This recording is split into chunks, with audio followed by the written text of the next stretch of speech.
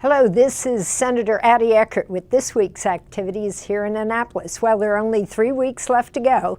And at this point in time, the Senate has passed out the budget. As you know, the governor brings in his budget and then the Senate gets the first look at it. And I'm very pleased to report that the Senate was able to pass that budget out under capital debt affordability guidelines and under spending affordability guidelines and with some income tax reductions. So that is very important to all of those citizens. We fund the major essential services, K through 12 education. We're able to maintain no more increases in tuition for higher ed, and we've been able to put in some business initiatives, and we're still working on a few more as we move forward. So it's been a very exciting week.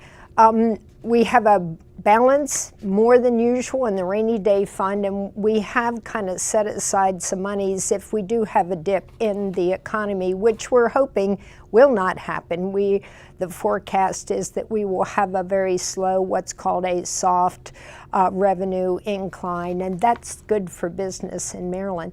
The Augustine Commission has continued to talk about Maryland could be better for business. And that's what the governor has wanted to do. And so with the budget, with some of these tax reductions and making sure that it's easier for folks to live and work and play in Maryland makes a big difference. Specifically with the tax package, there is an expansion of the earned income tax credit because we know that single young people who are getting into the workforce may need some relief, and that will help them.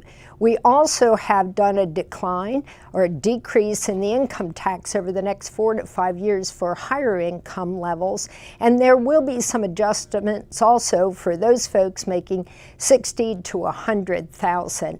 So that way all citizens in Maryland may have the benefit of tax reduction. And that's a win in my book because that's what the governor campaigned on. In addition to that, the Augustine Commission suggested that we look at tax credit program.